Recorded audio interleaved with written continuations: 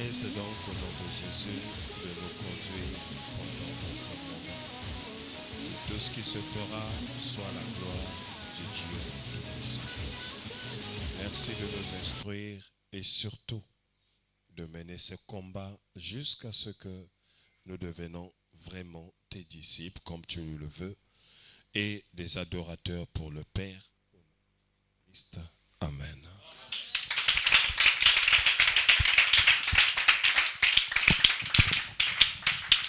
Amen. Que Dieu te bénisse et que la paix du Christ soit avec toi.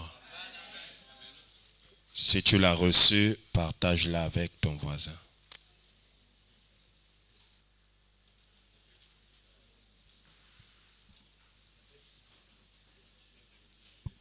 Que cette paix règne dans ton corps, dans ton âme et dans ton esprit.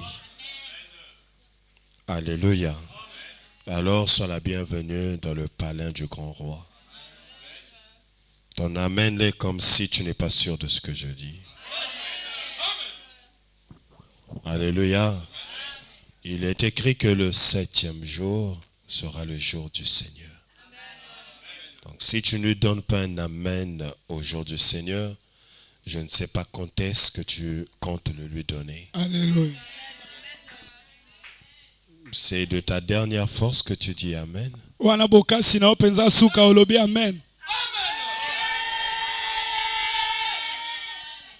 Heureusement que tu me motives déjà à te parler de ce que l'Éternel a prévu aujourd'hui. Parce que je réalise que tu es ignorant. Voilà pourquoi tu fais certaines choses pour la gloire de Dieu. Comme s'il faudrait qu'on te force. Sans jugement, sans discrimination.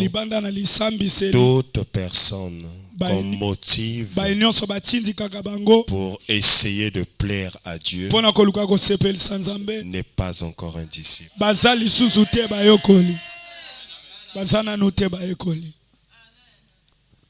Tout le monde ici, nous pouvons avoir un modèle. Ce n'est pas que si tu es un modèle et que tu n'es pas disciple, non. Mais si on te force de suivre le modèle, ça veut dire que tu n'es pas encore disciple. Le disciple n'a pas besoin d'une motivation de quelqu'un pour suivre cette personne. Je vais te prendre un exemple. Très bien. Aujourd'hui, ce n'est pas la sœur Eunice qui te demande d'aimer ses chansons et d'aimer sa personnalité. C'est toi-même qui as jugé parmi les artistes et tu l'as choisi elle. Nous avons le frère Israël qui a le thème de Michel Bakenda. Mais ce n'est pas Michel Bakenda qui lui a demandé de le suivre. Amen. Amen. C'est lui qui a jugé bon par rapport au potentiel que j'ai. Je dois prendre X comme modèle. Amen. Donc, bien aimé, nous n'avons que 2 raisons. Et les 2 raisons-là peuvent faire de la sorte que tu saches à quel niveau tu es avec Dieu.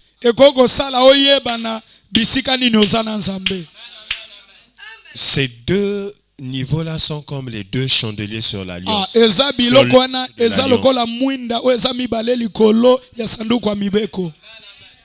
Amen. C'est comme les 2 chérubins qui sont là. Et les 2 motivations, l'une est pour le Père et l'autre est pour le Fils. Mais les 2 forment un. Amen. Et donc ce que je vais te dire, je ne l'ai pas encore dit, mais tu as acclamé. Parce que tu penses que ce que j'allais te dire, c'est le Père et le Fils. Ce n'est pas ça. Si c'est deux, je lève ma main vers le ciel. Si ces deux motivations ne sont pas en toi, même si tu parles en langue, bien aimé, écoute ton frère, tu n'es pas encore chrétien.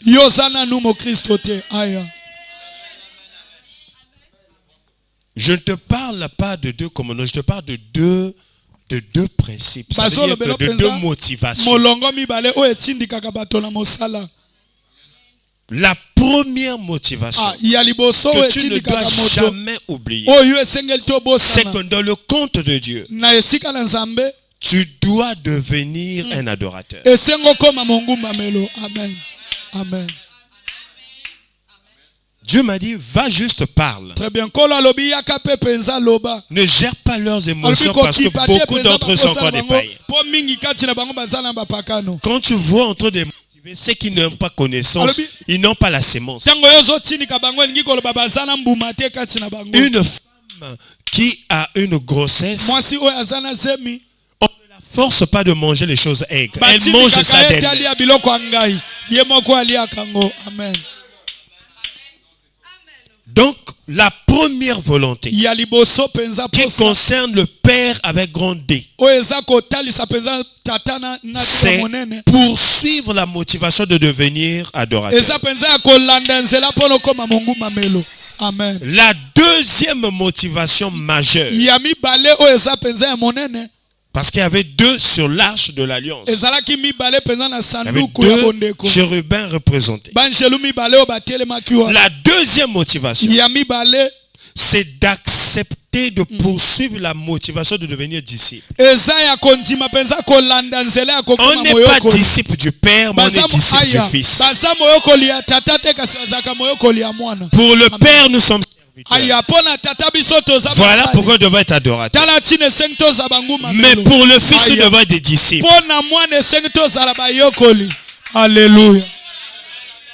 Je m'en fous de ton immaturité, je parle de la part de Dieu parce que ça bénit beaucoup de gens sur le terrain. Alléluia. Amen. Tant que tu n'es pas adorateur, tant que tu n'es pas disciple, bien aimé, tu n'es pas chrétien. Tu dois devenir disciple de Christ, de Jésus. Voilà pourquoi quand le Père est arrivé dans l'ancienne alliance, il travaillait, il n'avait pas de disciples. Il travaillait avec les serviteurs.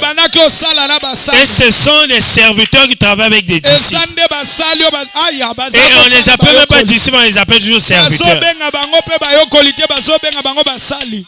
Alléluia. Et c'est quand le Fils arrive qu'on commence à parler des disciples. Ça veut dire que pour plaire à Dieu, il faut être disciple de son Fils pour devenir son adorateur. Je ne sais pas à quoi tu t'attendais le dimanche,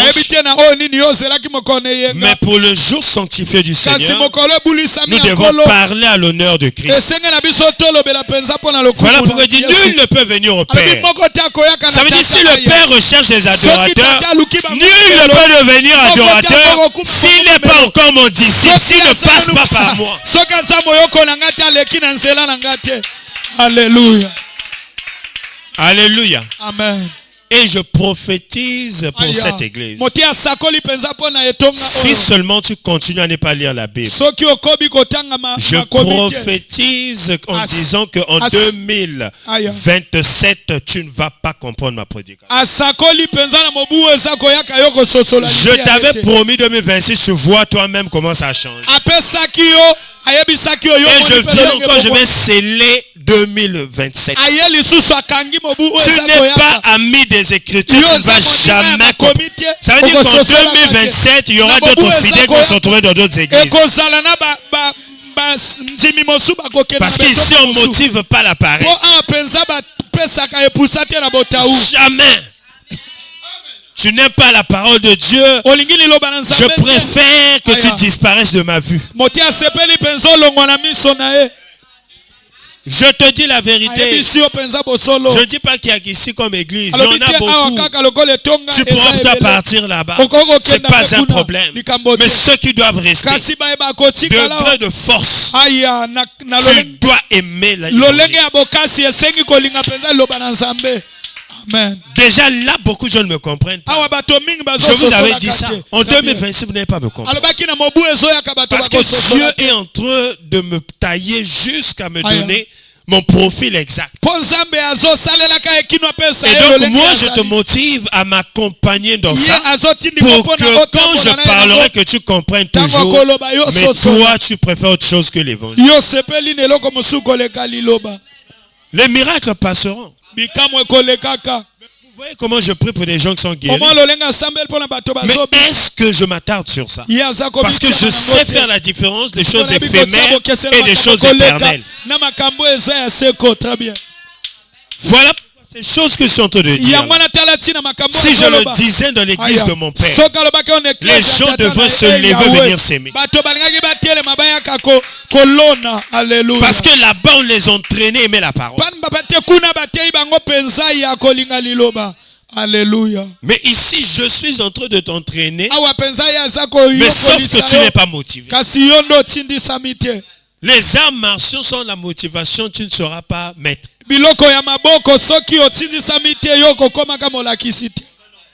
Alléluia. Amen. Et moi donc je suis content pour ceux qui comprennent. Et pour ceux qui veulent comprendre. Parce que la compréhension c'est une volonté. Alléluia. Alléluia. Amen. Donc poursuivons les deux motivations. D'appartenir d'abord à Christ, de devenir son disciple. Et après de poursuivre l'adoration. Tu ne peux pas aller dans les lieux très saints pour devenir adorateur si tu n'as pas encore disciple. Ça ne marche pas. Même ceux qui ont servi sans le nom de Jésus, Jésus est obligé de venir leur prêcher pour leur donner la marque de son nom.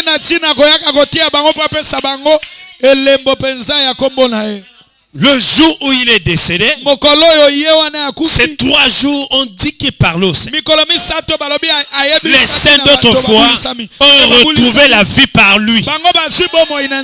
Très bien. Alléluia. Alléluia. Donc toi qui ne sais même pas comment faut-il devenir disciple, pendant qu'on avait fait une émission sur ça, tu n'arrives toujours pas à aller dans YouTube là-bas pour vérifier. Puis pour toi, tu seras chanteur mais pas adorateur.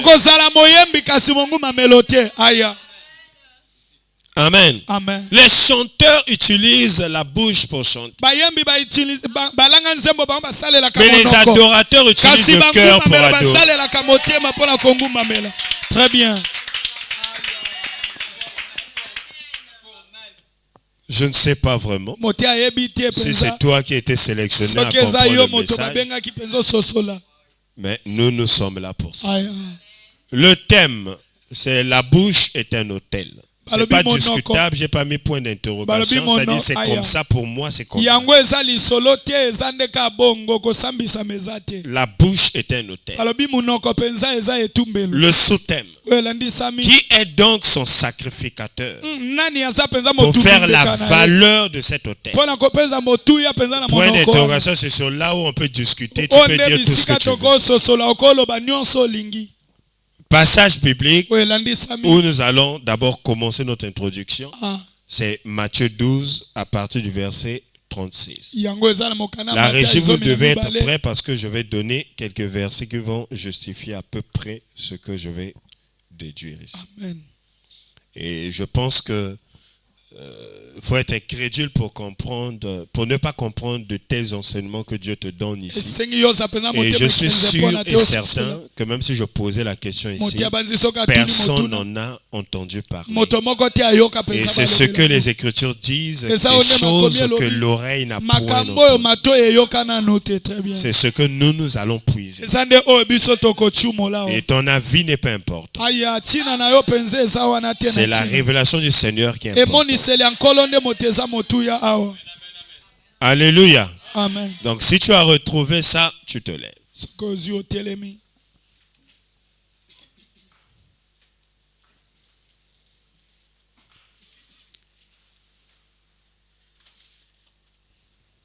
Amen. Amen.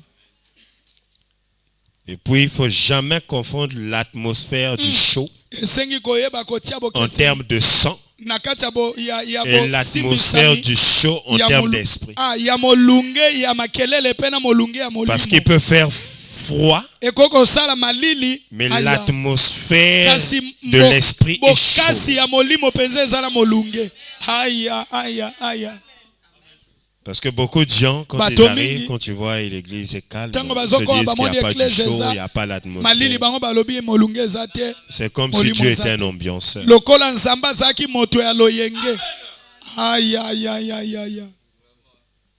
Alléluia. Amen. Matthieu 12, à partir du verset 36. Parole du Seigneur. Joie, paix et amour. Merci Seigneur pour le plat. Aïe. L'homme bon tire de bonnes choses de son trésor, de son bon trésor. Non, 36. Aïe. Amen. Amen. Mais laissez-moi finir ça. Très bien. La volonté de Dieu est plus que tout. Amen. L'homme bon tire de bonnes choses de son bon trésor. Et l'homme méchant tire de mauvaises choses de son mauvais trésor. Et quel est ce trésor qui plaise au Seigneur? Merci Jésus. Ça veut dire quoi? Ça veut dire quelqu'un qui est bien. Quelqu'un qui aime Dieu. Il n'a pas besoin de la motivation de l'extérieur. C'est-à-dire il tire juste la bonté de son cœur et il exprime la joie de Dieu. Voilà pourquoi Dieu m'envoyait à lire ça. Celui qu'on force n'a pas un bon trésor. 36. Je vous le dis, au jour du jugement, les hommes rendront compte de toute parole vaine qu'ils auront proférée. On s'assoit.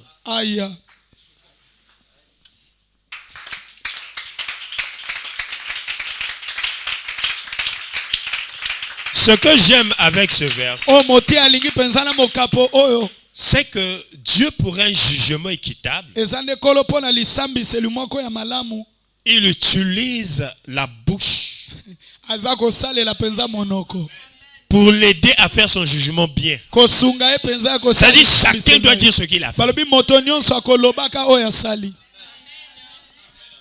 Sans pourtant qu'on fasse la guerre à quelqu'un. L'esprit de vérité sera là. Et ça va sortir de toi-même. Et là maintenant il est question de savoir quelles sont les vaines paroles. Je veux relire. Je vous le dis. Au jour du jugement, les hommes rendront compte de toute parole vaine qu'ils auront proférée.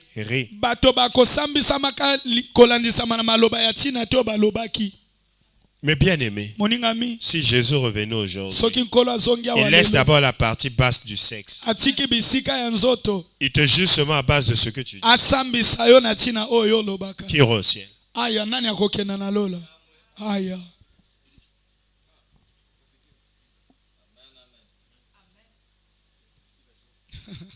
C'est-à-dire, il a pour lui laisser la partie inférieure. Il a dit, moi, je vais seulement juger la bouche.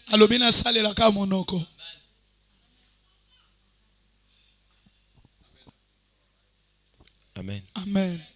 Qui ira au ciel? Qui ne ment pas? Qui ne dit pas du mal des gens? Qui ne se maudit pas lui-même?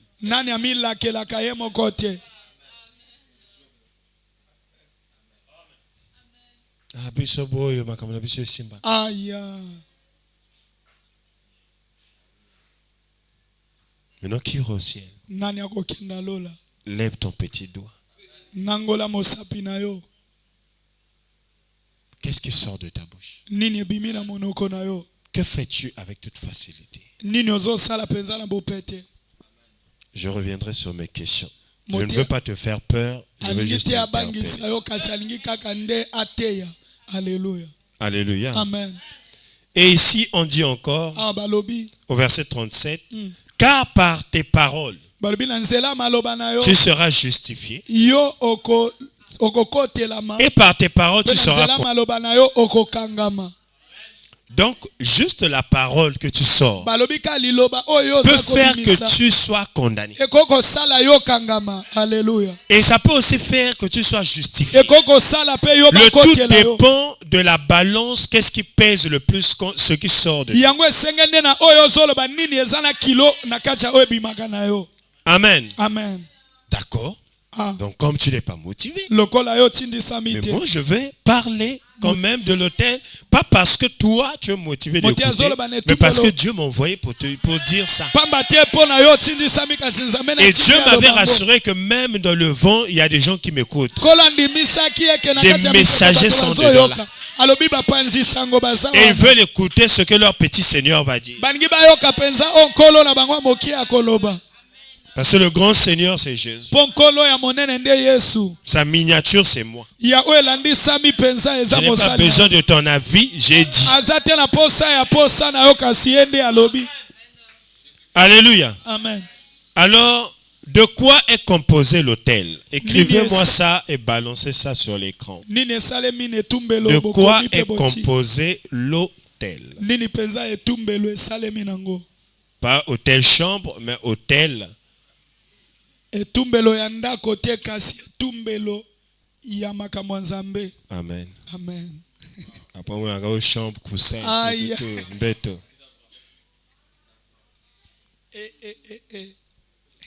Allez, même si c'était toi la question, tu allais seulement me citer les trucs que tu vois dans l'hôtel où tu vas.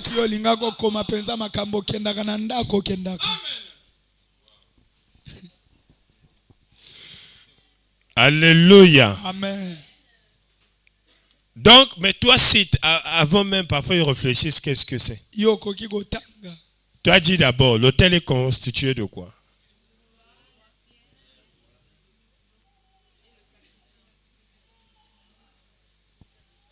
Amen. Amen. L'eau, le bois, la pierre, mbeka pe na motumbi mbeka. Amen. Le sacrificateur vient pour donner la valeur. Mais sinon, l'autel est constitué de ces 4 éléments. Très bien. Amen. Amen. Amen. Amen. Là-bas, c'est pas bon. De quoi est composé l'autel? La question, oui.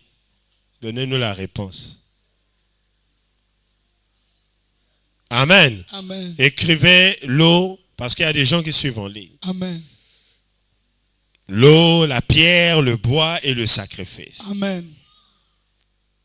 Amen. Amen. Amen. Un moment à l'autre, ça sera balancé là-bas. Sinon, on va traîner pour Très rien. bien. Alléluia. Amen. Donc, moi, j'ai dit que la bouche est un autel. Amen. Amen. Je ne dis pas parce que je suis fou, mais je dis parce que j'ai compris quelque chose de l'autel. Amen. Voilà pourquoi la bouche a un rôle indispensable. Et même le salut ne parvient que.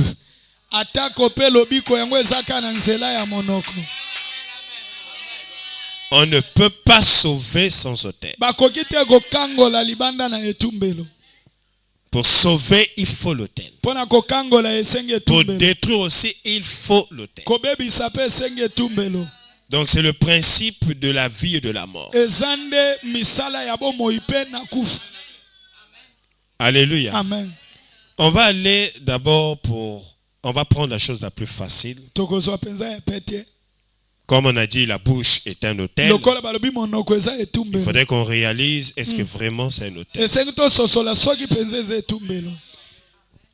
D'abord, dans ta bouche, nous voyons les rochers.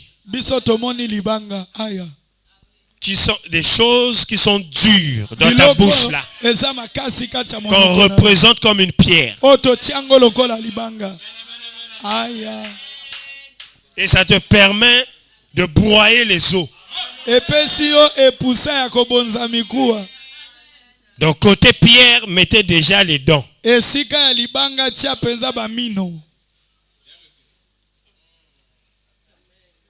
Alléluia. Amen. Je t'ai pas demandé de réfléchir, ta tête va faire mal pour lui. Attends seulement que je te dise. Là, tu veux réfléchir, l'autre c'est quoi? Amen. Alléluia. Amen. Parce que les gens commencent à chercher. Parce que ce qui est difficile là-bas, c'est le bois. L'eau aussi, tu sais que la bouche, elle est humide. Donc, c'est quoi l'eau là-bas? Ce que tu utilises beaucoup là.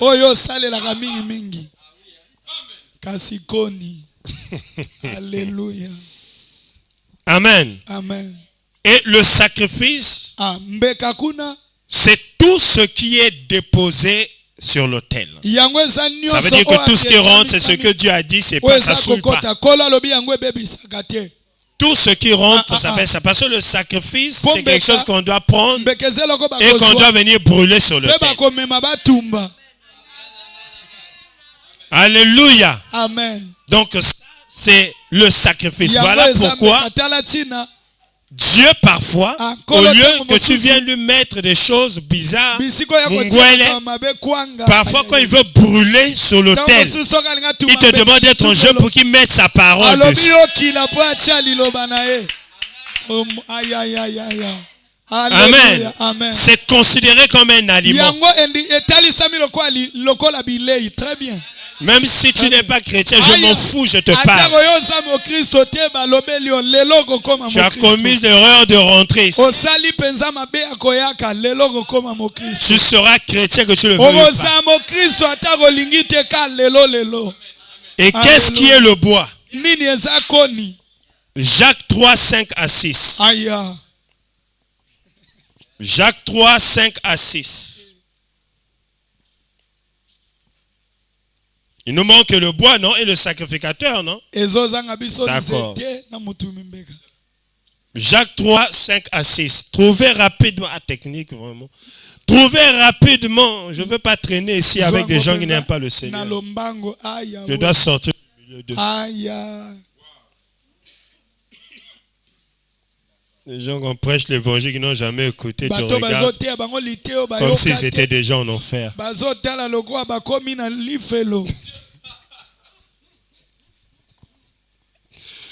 Jacques 3, 5 à 6.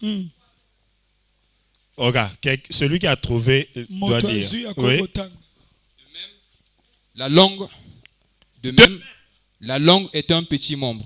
La langue est un petit membre. Et elle se vante de grandes choses. Et elle se vante de grandes choses. Voici comme un petit feu peut embraser une grande forêt. Comme un petit feu peut embraser une grande forêt. Oui. La langue aussi est un feu. Voilà. C'est le monde de l'iniquité. Que je continue? La langue est placée parmi nos corps, souillant tout le corps, enflammant le cours de la vie étant elle-même enflammée par la gêne. Amen. Amen. Ça veut dire quoi? Quand Dieu nous parle d'une forêt, dans la forêt on voit un arbre. Et donc si on doit allumer un feu, ça commence à embraser aussi cet arbre. C'est-à-dire que Dieu parle en parabole. Pourquoi la langue est placée près sur le plancher? Parce que la langue est le bois. Et ce n'est qu'avec du bois qu'on peut allumer du feu dans la forêt. Est-ce que quelqu'un est en train de comprendre? Amen. Donc la bouche est un autel. Je sais que tu ne comprends pas, mais je ne sais pas comment te faire comprendre ça. Amen. Amen. Remettez-moi encore seulement ce Jacques là.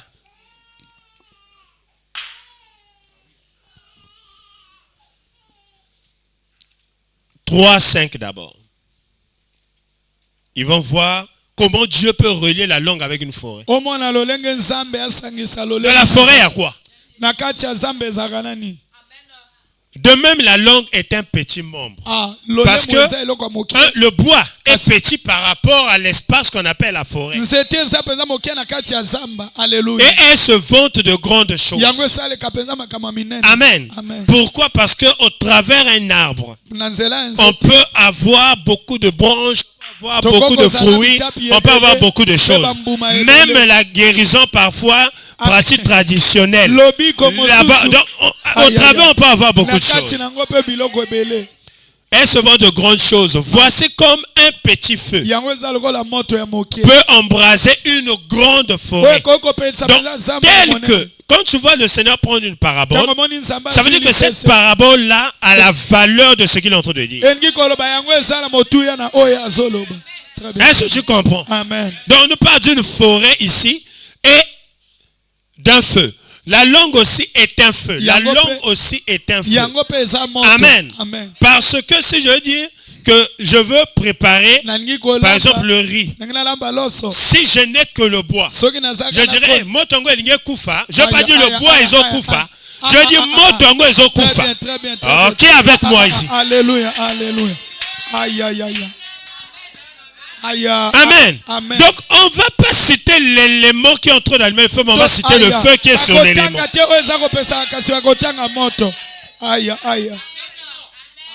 Amen. Motongo ezokufa. Mais en réalité, c'est makala. Makala est anzete. Alléluia. Alléluia. Amen. Amen. C'est le monde de l'iniquité. La langue est placée parmi nos membres. Soyons tout le corps. Et enflammons le cours, enflammons. C'est-à-dire enflammant, c'est-à-dire ça allume un feu. Tu vois, enflammons. Amen, enflammons le cours de la vie. Étant elle-même enflammée. C'est-à-dire qu'un tisan peut te brûler, mais pendant que ça te brûle, ça se brûle aussi ça même.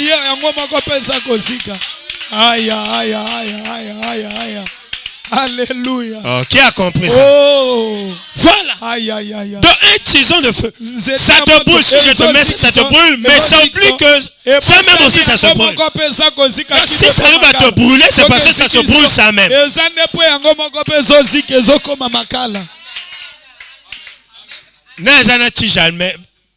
Mais si cherche-moi une boîte d'allumettes. Parce qu'il y a des gens, même si on explique, ils comprennent. Une boîte d'allumettes avec des tiges à l'intérieur. Alléluia. Amen. Frère Zalolam Bagate. Alléluia. Amen. Parfois, on ça mode dans ma banga mi balé. Eh Yahweh.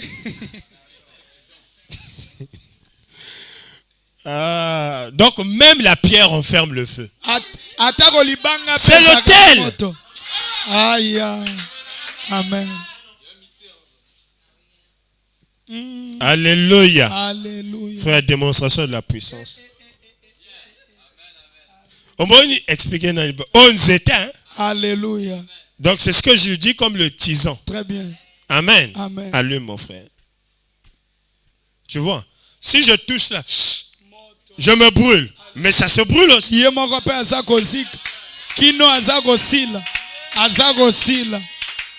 Alléluia. Est-ce que tu comprends? C'est-à-dire, ça brûle, s'enflamme tout le corps, mais ça s'embrase ça même. Donc, autrement dit, la langue, donc on a déjà l'autel complet. Mais il nous manque le sacrificateur. Et vous verrez pourquoi est-ce que Dieu ne badine pas avec ça. nkolo azosakana penza nango te. Parce que Dieu a placé, sachant qu'il a bâti un autel dans l'homme, Yayebi yatu. il a placé le souverain sacrificateur dans le souffle. Ati motumimbeka penza Chaque fois que le souffle tango nyonso passe par l'autel, yango ezoleka na nzela s'emboise quelque chose et ça dégage. Voilà pourquoi ceux qui souillent, yango wana oyo c'est ça. ebebisaka eza wana. Amen, amen, amen, amen.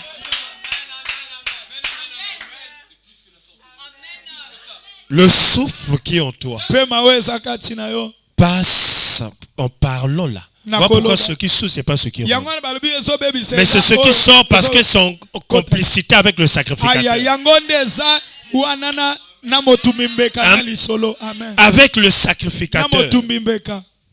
Il y a un lien avec le sacrificateur. Ezana Donc, quand il y a déjà le sacrificateur, lokolo eza la motumimbeka. valeur de tes. Maintenant, si ton offrande que tu as placée likabo na est yo mauvais, yango le eza mabe. sacrificateur a soufflé, Motumbeka pesi penza ça pena. maudit quelqu'un. La Elakeli Bible motu- dit, tu vas balobi rendre wana. compte. Yo okolobango. Amen, amen. Okosamba. Tu vas rendre. Okosamba. Dans l'autel est complet. Yango ekokisami etumbelo. Voilà pourquoi il ne faut jamais blaguer avec ce que tu dis. Talatina osakana tena oza koloba. Si la loi peut te condamner par ce que toi tu as dit. Soki mibeko ekokangisa ona oyo oza koloba. Si une injure, on peut faire payer ça de l'argent. Soki mafinga bakoko futisa ngo mbongo. Maintenant, combien de fois le Seigneur? Boni boni nkolo. Amen. Amen. Tu excites Dieu à perdre son serviteur qui est le souffle qu'il a placé en toi. Oza kotinika nzamba bungisa mosane oyo eza pe matie kati na yo. Aya aya aya. Voilà pourquoi la bouche parvient au salut. Aya. Pourquoi le salut dans la bouche? Yango wana pona nini? Pourquoi il faut confesser? Pona nini esengi ko tube. C'est écrit, hein? Amen. Quand c'est comme ça, il faut me balancer des Amen, versets pour me amen, soutenir. amen. C'est en confessant de la bouche qu'on qu'on parvient au salut. Est-ce qu'il peut avoir un salut sans sacrificateur? Voilà pourquoi quand le sacrificateur décide de ne plus utiliser l'autel là, tu es mort. Amen, amen, amen, amen, amen. Oh. L'autel sans le sacrificateur ne vaut rien. Élie doit être là. Elia esenga zala. Aya aya. Jean doit être là aussi. Yohan esengi pe azala. Même si tu as une grosse offrande comme Jésus. Mais si Jean n'est pas là. Nambeka mone lokola Yesu. Soki Yohan azate. Nous avons un sacrificateur qui doit rendre compte de tout ce qu'il a brûlé sur le terre.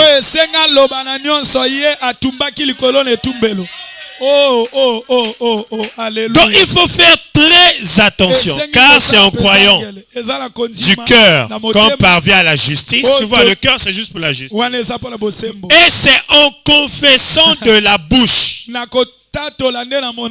C'est-à-dire c'est ici que quand tu confesses, le sacrificateur valide qu'on parvient au salut selon ce que dit l'Écriture.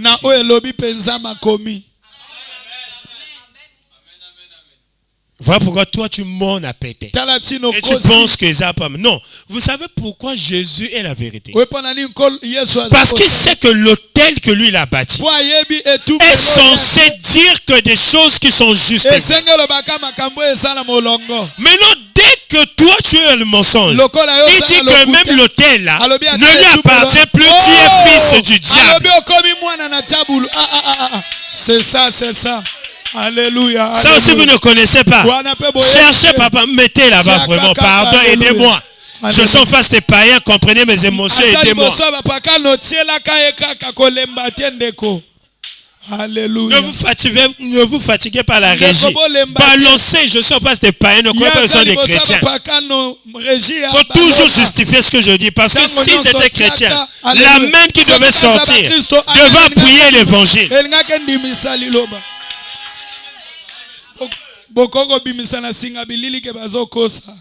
Alléluia. Amen. Amen. Amen. Donc c'est ça. Il faut rendre, on dit fils du diable carrément. Le père du mensonge, c'est le diable. Mais la chose la plus facile à faire pour un chrétien, c'est mentir. Tu as changé le sacrificateur.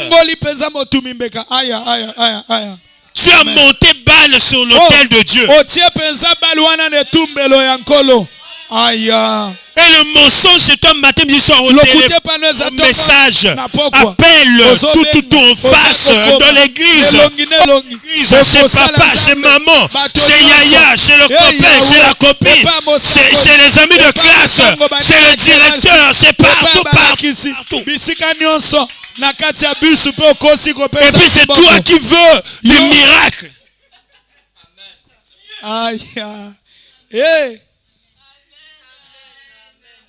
Amen. Tu as oublié. Tu as changé le sacrificateur de Dieu en quelqu'un d'autre. Toi qui penses que le mensonge, c'est pas grave. Quand tu mens, tu meurs. Je te dis la vérité. Amen. Voilà pourquoi Jésus est la vérité. Ça Ça veut dire que Jésus aimerait que sur l'autel de ta bouche, que ça soit lui le sacrificateur en chef. Amen. Malheureusement pour toi, tu as choisi la mauvaise voie. La voie du mensonge. Tu le fais avec facilité. Et c'est difficile même qu'on t'attrape. Parce que ton deuxième papa t'a tellement libéré une onction bien. D'autres même disent, tu mens comme tu respires. Ça veut dire carrément ta respiration est devenue le sacrificateur. Parce que le souffle là, c'est ce qui fait que tu respires. Ça veut dire que tu as changé le sacrificateur en quelqu'un d'autre. Vous avez pour père le diable. Et vous voulez accomplir les désirs de votre père. Il a été meurtrier dès le commencement. Et il ne se tient pas dans la vérité. Parce qu'il n'y a pas de vérité en lui, comme en toi. Lorsqu'il profère le mensonge, il part de son propre fond. Car il est menteur et le père du mensonge. Le fils et la fille du diable est là. Même avant de venir, tu as menti. Même là où tu es assis là, tu as menti à l'autre. Que tu as oublié ta Bible pendant que tu ne l'as pas.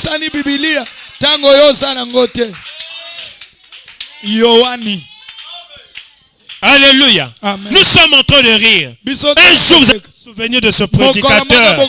Mais vous serez déjà dans les gènes de feu. Vous allez dire, ah mon frère, il y a quelqu'un qui suppliait Abraham. Abraham, s'il te plaît, est-ce que je peux pas aller dire? Abraham va dire, oh, mais il y a des serviteurs là-bas qui parlent. Le frère mère, j'avais parlé. Pourquoi toi tu n'avais pas écouté? Tu mens comme tu respires. Les Écritures disent, l'homme n'est pas maître de son souffle. C'est-à-dire que le souffle là, c'est un témoin. Le souffle là, c'est un sacrificateur. Toi, tu ne peux pas le contrôler. Il est là dans le compte de Dieu. Tu n'es pas maître. Fais attention.